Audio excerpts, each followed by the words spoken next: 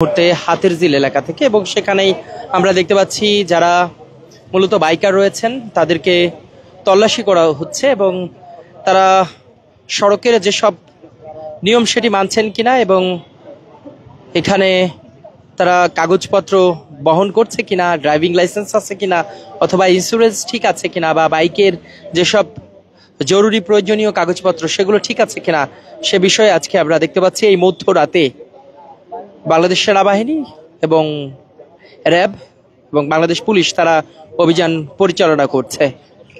আমি যদি একটু বলে রাখি, এটি মূলত যৌথ বাহিনীর একটি তল্লাশি এবং অভিযান।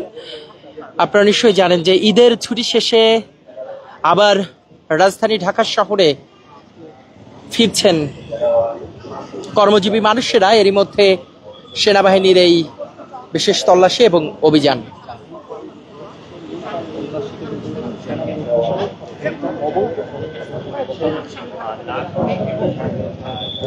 বিশেষ করে যারা বাইকার রয়েছে তাদেরকে এখানে চেকপোস্ট বসিয়ে এভাবে করে তল্লাশি করছেন বাংলাদেশ পুলিশের ট্রাফিক বিভাগের সার্জেন্ট যারা রয়েছেন দায়িত্বপ্রাপ্ত। তারা মূলত আইনি ব্যবস্থা গ্রহণ করবেন যেসব বাইকাররা সঠিক নিয়ম মানছেন না এবং পাশাপাশি কাগজ ঠিক নেই, ড্রাইভিং লাইসেন্স নেই এবং অন্য কিছু বহন করছে কিনা সেসব বিষয়ে আমরা দেখতে পাচ্ছি নিবিড় যে তল্লাশি সেটি চালাচ্ছেন। অনেকে দেশের বাড়ি থেকে আসছেন, ফিরছেন, অবৈধ কোনো কিছু বহন করছেন কিনা সে বিষয়ে আজকে তল্লাশি।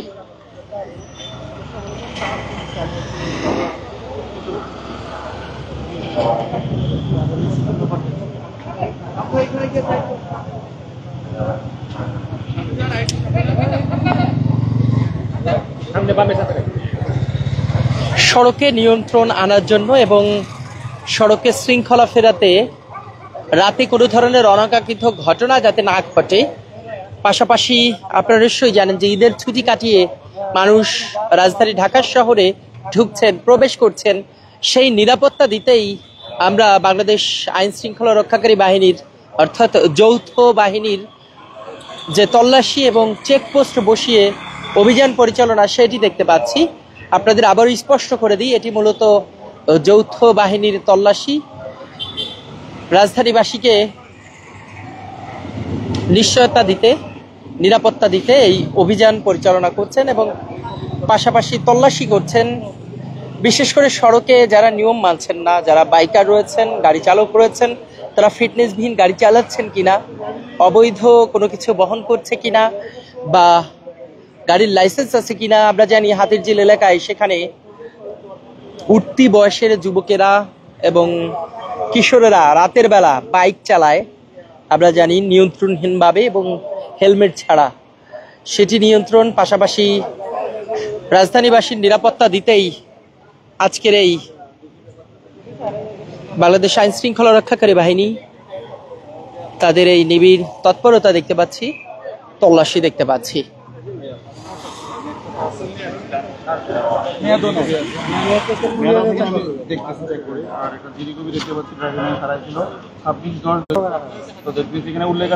বিবরণ ড্রাইভিং লাইসেন্স। আচ্ছা দেখি আপনার নামে কিনা গাড়িটা, আমি একটু চেক করি।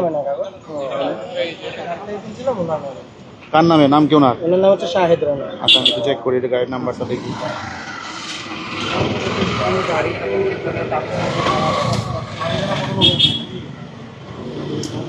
আপনি কি পাঠাও চালান? জি না স্যার, পাঠাও চালাই না, আমি পাঠাও কুরিয়ারে আছি। ও, পাঠাওর কুরিয়ারে। হ্যাঁ।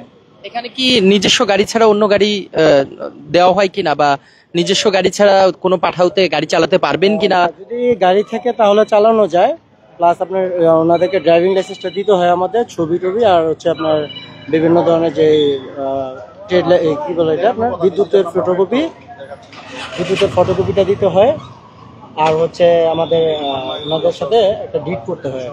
আচ্ছা আচ্ছা, আপনার দ্বারা কি কয়টা স্ট্যাম্প সহকারে। যেমনটি শুনছিলেন তিনি কুরিয়ার একটি সার্ভিসের সাথে একটি গাড়ি, মোটর বাইক আমরা দেখতে পাচ্ছি বাংলাদেশ আইন শৃঙ্খলা রক্ষাকারী বাহিনী ধরছেন। আমার কাছে টাকা থাকে স্যার, আমি মনে করতাম না। গাড়িটা প্লেস করেন।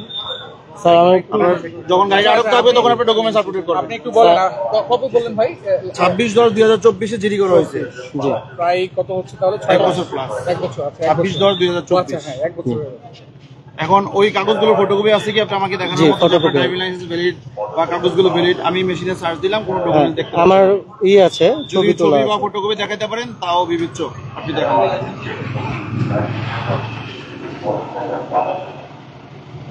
গাড়িটি কার একটু বলবেন? মফিজুল ইসলাম নাম। এই যে ভাই, ওনার হচ্ছে ওনার কাছ থেকে কাগজগুলো হচ্ছে কিনেছিলেন এই যে আপনি? স্যার কাগজগুলো, জি আমি ওনার কাছ থেকে কিনছিলাম। উনি কে? উনি হচ্ছে আমাদের এলাকারই, আমাদের ভাই আর কি। এতদিন মানে কবে গাড়ি কিনেছেন? এটা কিনেছি ওই কাগজ হারানোর 4-5 মাস আগে। আচ্ছা মানে 2024 সালে। হ্যাঁ 2024 সালে কিনেছি। এখন পর্যন্ত মালিকানা চেঞ্জ করেননি? না, আমি টাকা ম্যানেজ করতে পারি না, একটা ছোট একটা চাকরি করি তো, ওখান থেকে টাকাটা ম্যানেজ করা সম্ভব হয় না। আগে ব্যবসা করতাম, ব্যবসা করে অনেক টাকা লস খেয়েছি, যার কারণে দেখা গেছে এখন আর ওইভাবে গাড়ি তো আপডেটও না যদি পুলিশ বলছে। জি গাড়ি তো কাগজও আপডেট। আর এই জিডি, শুধু জিডি কপি দিয়ে আপনি এতদিন চলতে পারবেন না। জিডি কপি বিআরটিতে অ্যাপ্লাই করার একটা অনুষঙ্গ, যে আমার এক্স্যাক্টলি গাড়িটা কাগজ হারাই গেছে, সেটা বিআরটিতে অ্যাপ্লাই করবেন। বিআরটি অথরাইজড কোনো ডকুমেন্টস দিবে, সেটা প্রদর্শন করে আপনি রাস্তায় মুভ করবেন। তো দ্যাট মিনস 1 ইয়ার প্লাস এতদিন আপনি শুধুমাত্র জিডি কপি দিয়ে মুভ করতে পারেন না। আপনার ছবি দেখাইছেন, দেখতে পাচ্ছি যে ইয়ে আছে ডকুমেন্টস, আপনার নামে তো নাই বললেনই, কিন্তু শুধু জিডি কপি দিয়ে আপনার চলা বেআইন।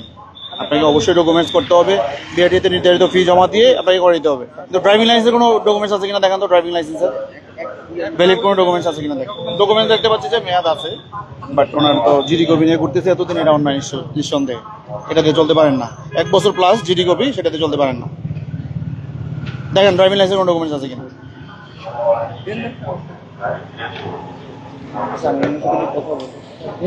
একজন কুরিয়ারে জব করেন, চাকরি করেন, অন্য আরেকজনের বাইক কিনেছিলেন, টাকার অভাবে তিনি বাইকটি রেজিস্ট্রেশন করে নিতে পারেননি, নিজের নামে করে নিতে পারেননি, সে কথাই বলছেন। তবে এখানে কোনো ধরনের অজুহাত চলবে না এমনটি সাব জানিয়ে দিয়েছেন, এবং মামলার কপি দিয়ে বিশেষ করে রাস্তায় এবং এই শহরে যারা গাড়ি চালাচ্ছেন তাদের জন্য এক ধরনের মেসেজ হতে পারে যে মামলার কপি দিয়ে নির্ধারিত সময়ের আগে আসলে কোনো ধরনের গাড়ি এবং যানবাহন চালাতে পারবেন না।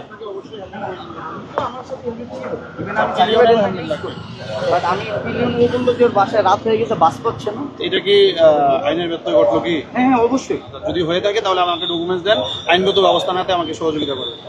আমি যেহেতু এটা বিশেষ অভিযান, তো আপনি কোঅপারেট করবেন। আমি ক্ষমা চাচ্ছি যে ক্ষমা তো বিষয় না, এটা জাস্ট আর্থিক একটা দণ্ড হচ্ছে। ঠিক আছে, এখন সরকার- একটা আমার একটা বন্ধু রাস্তায় বিপদে সরকার- দাঁড়ায় আছে। বুঝতে পারছি কি এমন বিপদ ছিল যে আপনাকে তুলতে হলো। ওরও ডিউটি এখন শেষ। দুর্ঘটনা না, ওরও- হলে তো ওনারও ক্যাজুয়ালিটি ঠিক আছে, বাট আমি আর প্লিজ দেখেন, টেক্সট করে দেখেন আপনার কাছে রিকোয়েস্ট করলাম, আমরা প্লিজ না দেওয়া হয় আমি আপনি ডকুমেন্টস দেখেন, টেক্সট করে না দেখেন। কথা বললে সারাদিনে কথা বলা যাবে, বাট আপনার যেহেতু কাছে request যেহেতু রুলস ভায়োলেশন হয়েছে, আমি আইনগত ব্যবস্থা নিলাম প্লিজ।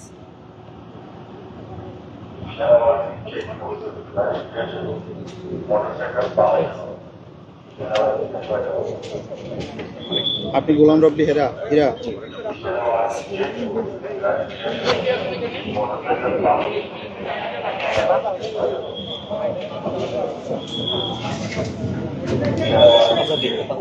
বিশেষ করে যারা বাইকার রয়েছেন, হেলমেট পরছেন না, সড়কের নিয়ম মানছেন না, তাদেরকে অর্থদণ্ড দেওয়া হচ্ছে। অর্থাৎ আইনি বিধানে যে ধরনের শাস্তিযোগ্য ব্যবস্থা রয়েছে সেটি গ্রহণ করছে ট্রাফিক পুলিশ, এবং পাশাপাশি বিশেষ করে এই তল্লাশিতে আমরা দেখেছি যৌথ বাহিনী অংশগ্রহণ করেছে, বিশেষ করে সেনাবাহিনী এবং র্যাব, তারা সাথে থেকে এভাবে করে এই তল্লাশি এবং বিশেষ অভিযান পরিচালনা করছেন। যেসব গাড়ি সন্দেহ হচ্ছে সেগুলোকে আটক করা হচ্ছে এবং আইন মেনে, বিধি মেনে তাদের যে শাস্তিযোগ্য ব্যবস্থা সেটি দেওয়া হচ্ছে।